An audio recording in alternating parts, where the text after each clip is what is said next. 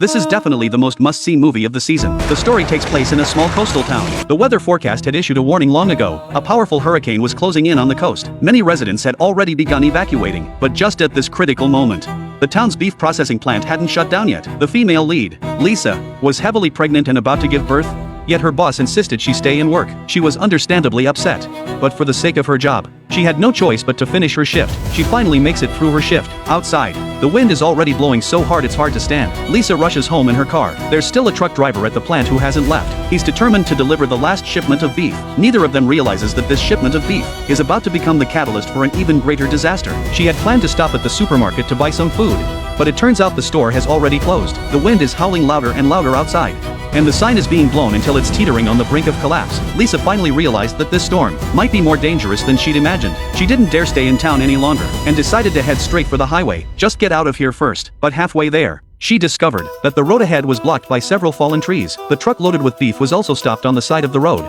and the driver was pacing anxiously, since this was the main road out of town.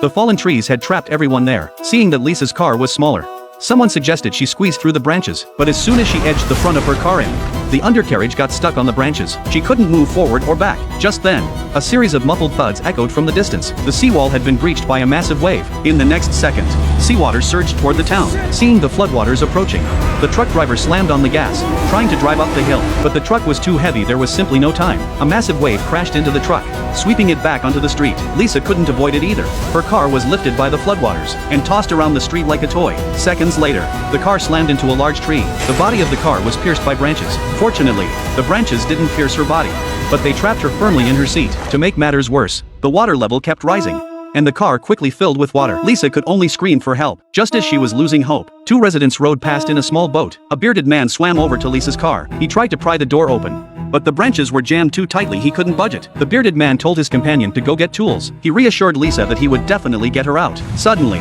his companion let out a blood-curdling scream. An entire arm was missing. Before the bearded man could react, a girl suddenly shouted at them, telling them to get out of the water immediately. It turned out there were sharks in the floodwaters. The bearded man turned to climb back into the boat, but it was too late. A dark shadow flashed underwater, and he was dragged into the water. Lisa was so terrified she was shaking all over. Meanwhile, the truck driver woke up from his unconscious state. He was trapped inside the wrecked cab. He kicked the door with all his might, and finally managed to kick it open. But before he could crawl out, a shark lunged out of the water. The driver quickly became the shark's lunch. The small town descended into chaos as floodwaters poured into the houses. Meanwhile, the sharks rode the storm surge into town. They caught the scent of beef and blood. They swam around, treating the area as their hunting ground. The girl who had just warned everyone was named Kayla. She was on the second floor. Since her house was flooding, she could stay on higher ground for the time being. Seeing that Lisa was still trapped in the car, she felt terrified. After hesitating for a long time, she rushed into the kitchen, grabbed a kitchen knife, and prepared to rescue Lisa. Kayla climbed out the second floor window. Just as she stepped onto the edge of the roof, her foot slipped,